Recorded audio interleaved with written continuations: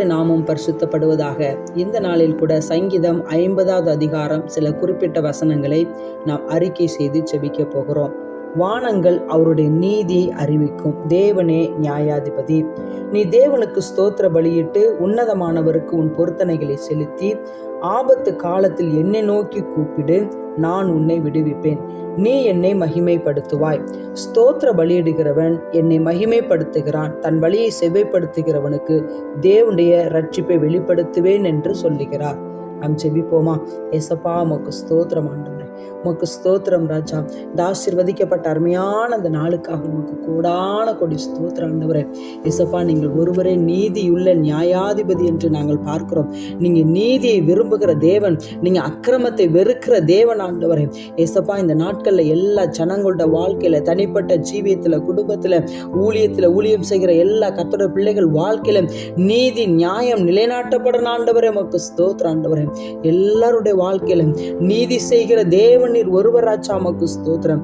நியாயம் விசாரிக்கிற தேவனீர் ஒருவராச்சா, உமக்கு ஸ்தோத்திரம். ஏசப்பா, ஆபத்து காலத்தில் என்னை நோக்கி கூப்பிடு ஆண்டவரே, நான் உன்னை விடுவிப்பேன், நீ என்னை மகிமைப்படுத்துவா என்று சொன்னீங்களப்பா. இந்த நாட்கள் ஆபத்து நேரத்துல, ஆபத்து காலத்துல ஆண்டவரே உம்மை நோக்கி கூப்பிடணும் ஆண்டவரே. எல்லா ஜனங்களும், எல்லா கர்த்தரோட பிள்ளைகளும் ஆபத்து நேரத்துல உம்மை நோக்கி கூப்பிடணும் ஆண்டவரே. முழங்கால்கள் யாவும் இந்த நாட்கள்ல முடங்க ஆண்டவரே. நாவுகள் யாவும் இயேசுவே கிறிஸ்து என்று அறிக்கை செய்ய ஆண்டவரே. எல்லா ஜனங்களுடைய கண்கள், ஆவிக்குரிய மனக்கண்கள் திறக்கப்பட்ட ஆண்டவரே. உமக்கு ஸ்தோத்திர ஏசப்பா. நாங்கள் உமக்கு நன்றி செலுத்துகிறோம். ஸ்தோத்திர பலியிடுகிறவன் என்னை மகிமைப்படுத்துகிறான் என்று சொன்னீரேன் ஏசப்பா. இந்த நாட்கள்ல தேவனை மகிமைப்படுத்துகிறவர்களாய் ஒவ்வொரு பிள்ளைகளும் காணப்படணும்.